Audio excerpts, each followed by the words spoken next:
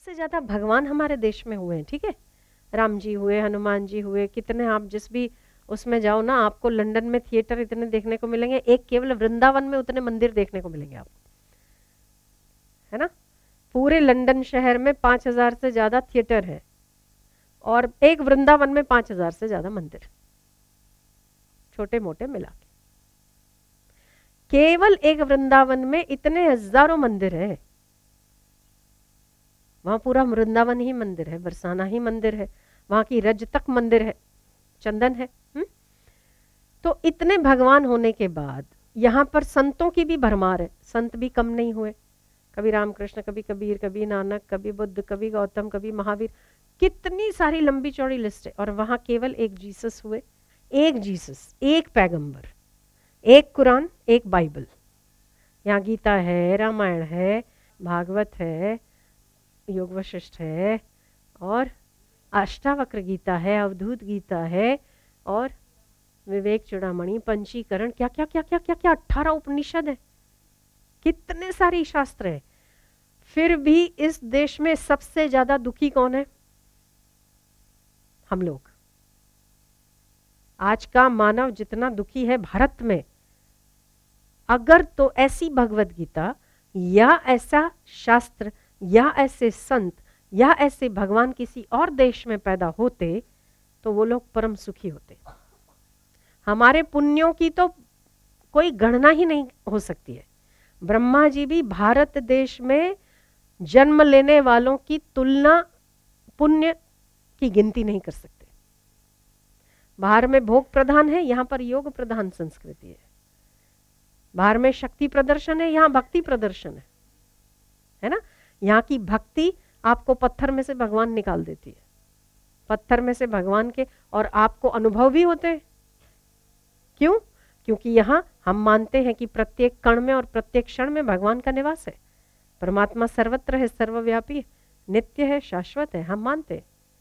ऐसा जानना और ऐसा मानना किसी और संस्कृति में नहीं हुआ जो हमारे यहाँ पर हुआ।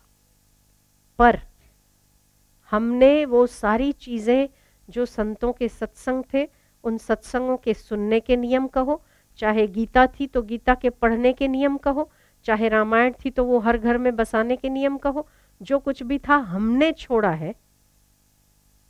और उन लोगों ने आज भी अपने बाइबल को, अपने कुरान को मत्थे पे लगाया। वो हर रोज पढ़ते, नमाज हर रोज पढ़ी जाती, नहीं पढ़ते?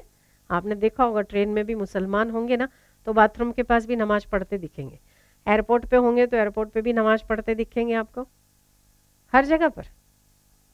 डेढ़ महीने की एक मुसलमान की बच्ची, अभी जिसको पता ही नहीं है कि मैं मुसलमान हूँ कि मैं हिंदू हूँ, उस बच्ची को भी यहाँ से बुरखा पहना के, बुरखे से शक्ल नहीं ढकते, केवल पूरा कवर करते, और यहाँ से, और उसकी फोटो अपना बाप डीपी पे लगा के खुश है कि मैंने एक बेटी को जन्म दिया, और उसका नाम, मुसलमान का नाम लिख के नीचे लिखता है कि मेरी प्यारी सी खूबसूरत सी परी।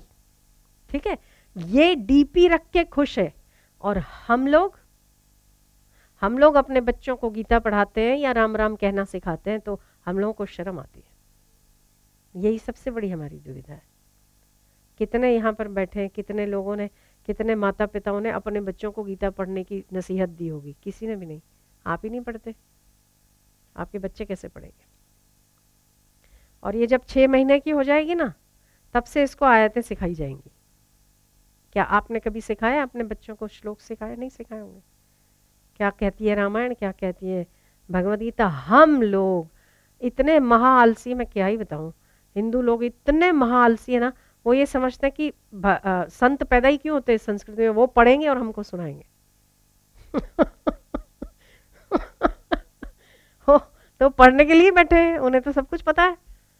हमें तो कुछ नहीं करना, हमें जाके बैठना, हमें सुन के आ जाना, हमें कुछ नहीं करना पड़े, जो करना वो उनने करना। वहां वो लोग पढ़ते हैं क्योंकि और कोई संत पैदा नहीं हुआ, मेहनत खुद करते पढ़ने की।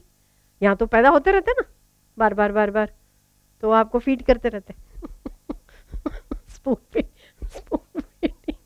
स्पून फीडिंग होती रहती है।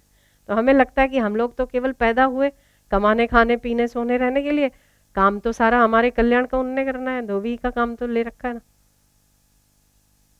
धोबी घाट खोल रखा है, चलो आओ तुम अपना मैला करके आओ, हम धोते रहेंगे।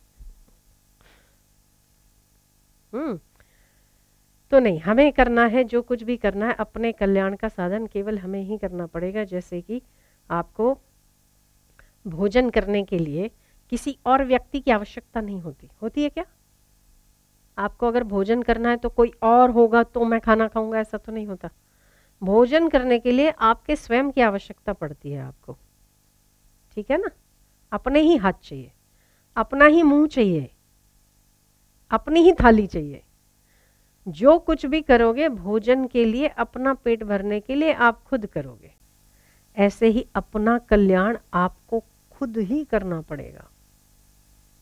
कोई तो बता देगा, सत्संग तो सुना देगा सुनाने वाला, पर हर रोज सत्संग का श्रवण करना वो हमारे कर्तव्य में आता है। गीता सुना देगा, गीता जयंती पर आप एक अध्याय पढ़ लोगे, पर हर रोज गीता को फॉलो करना हमें पड़ेगा। हम लोग टीवी देखते हैं, हम सीरियल देखते हैं, हम यहाँ वहाँ की बातें करते हैं, क्यों ना हम एक ऐसा नियम ले लें कि हर रोज एक अध्याय का पाठ जरूर करना हमको। इतना समय तो मुझे नहीं लगता किसी के पास ना हो।